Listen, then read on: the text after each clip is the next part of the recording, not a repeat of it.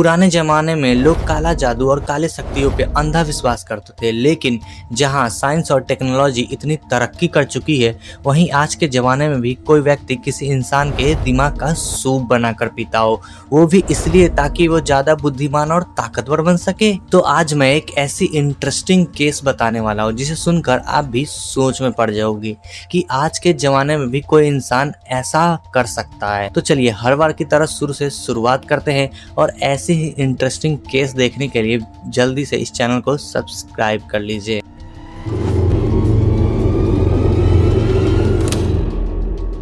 तो ये मामला है उत्तर प्रदेश के इलाहाबाद एरिया, जहां से एक के बाद एक लोग गायब होते जा रहे थे। ना कोई सबूत, ना कोई सुराग। दिन गुजरते जा रहे थे और लोग गायब होते जा रहे थे। किसी को कानों कान खबर तक नहीं थी। और जब पुलिस ने गायब हुए लोगों के कड़िया आपस में जोड़नी शुरू हुई, तब एक नाम बार बार सामने आ रहा था और वो नाम था राम निरंजन। वो हर लापता हुए लोगों से उसके लापता होने से कुछ टाइम पहले या कुछ दिन पहले मिल चुका होता था या बात कर चुका होता था। तो अब बात आती है, ये इंसान था कौन और इसका उन गायब हुए लोगों से क्या कनेक्शन था। और पुलिस ने जब इस व्यक्ति को अरेस्ट किया, तब दिल को झकझोर देने वाली एक सच्चाई सामने आई। तो ये कहानी शुरू होती है धीरेन्द्र सिंह नाम के एक व्यक्ति से, जो कि एक पत्रकार थे। 14 दिसंबर, साल का आखिरी महीना था, ठंड का मौसम था और वो अपना काम खत्म कर ऑफिस से घर लौट रहे थे। लेकिन उन्हें क्या पता था, आज की शाम उनकी आखिरी शाम होने वाली है और ये रास्ता आज उनके घर की ओर नहीं बल्कि कहीं और ले जाने वाली थी। थोड़े देर बाद ऑफिस के लैंडलाइन नंबर पे एक कॉल आता है और वो कॉल की थी धीरेन्द्र की पत्नी ने। और वो काफ़ी ज़्यादा घबराई हुई और परेशान थी कि उनके पति अभी तक घर नहीं लौटे हैं। क्या धीरेन्द्र ऑफिस से निकल चुके हैं? शाम काफ़ी ज़्यादा बीत चुकी थी और ऐसा पहली बार हुआ था कि धीरेन्द्र अपने बताए हुए टाइम पर घर नहीं लौटे थे, क्योंकि वो हमेशा टाइम पर ऑफिस जाया करते थे और टाइम से ऑफिस से घर आया करते थे। पर ऑफिस के जो स्टाफ थे उन्होंने समझाया कि शायद वो किसी ज़रूरी काम से बाहर चले गए होंगे, क्योंकि उनकी नौकरी में ऐसी ही है, कभी भी कहीं भी जाना पड़ सकता है। लेकिन इस बार बात कुछ नॉर्मल नहीं लग रहा था। ना कोई फ़ोन, ना किसी को धीरेन्द्र की कोई खबर थी। असल में तो किसी को पता ही नहीं था कि धीरेन्द्र गए तो गए कहाँ।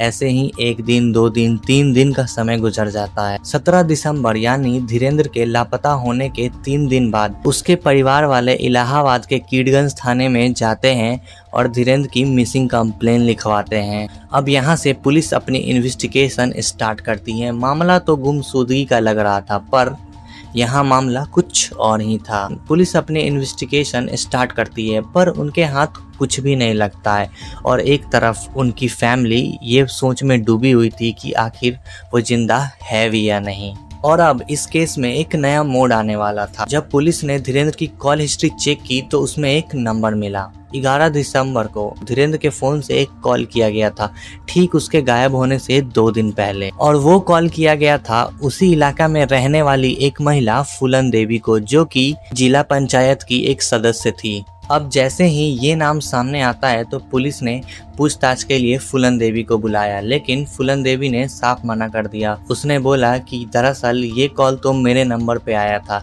लेकिन उसे उठाया और उससे बात किया मेरे पति राम निरंजन ने था। अब यहाँ से खौफनाक कहानी की शुरुआत होती है। पुलिस ने बिना देरी किए राम निरंजन को कस्टडी में लिया और उससे पूछताछ करना शुरू किया।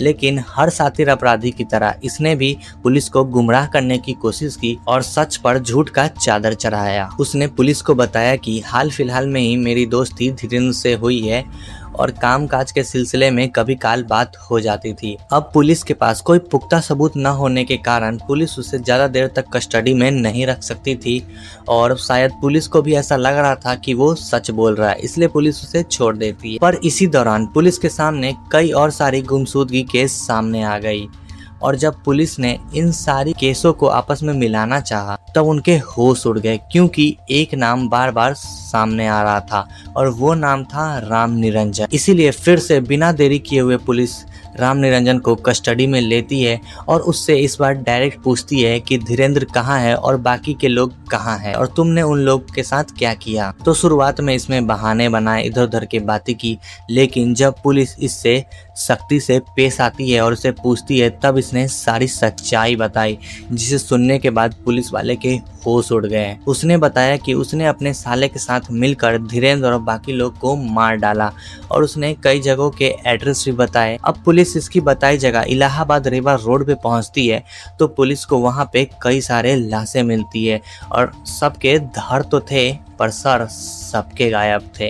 और फिर पुलिस पहुंचती है राम निरंजन के घर पे, एक आम सा दिखने वाला घर, जहां से पुलिस को मिलती है 14 खोपड़ियाँ। हाँ, 14 खोपड़ियाँ। और पुलिस को वहां से एक डायरी भी मिलता है, जो डायरी राम निरंजन का था और उस डायरी को राम निरंजन ने नाम दिया था राजा की डायरी। उस डायरी में एक के बाद एक सभी का नाम लिखा था और सब पे रेड क्रॉस लगा था। लेकिन सवाल अब भी वही है कि आखिर उसके घर में वो 14 खोपड़ियाँ कैसे आई और ये सब कर क्यों रहा था। राम निरंजन ने बताया कि वो और लोगों से शक्तिशाली बनना चाहता था और उसके यही पागलपन मानसिकता के कारण एक के बाद एक 14 मासूमों को अपनी जान गंवानी पड़ी। उसने बताया कि उसने सभी के शरीर को सर से अलग किया, उसके दिमाग को निकाला और फिर उसको पकाया और उसका सूप बनाकर पी गया और वजह सिर्फ शक्तिशाली बनना। उसे लगता था कि वो ऐसे किसी इंसान के दिमाग का सूप बनाकर पिएगा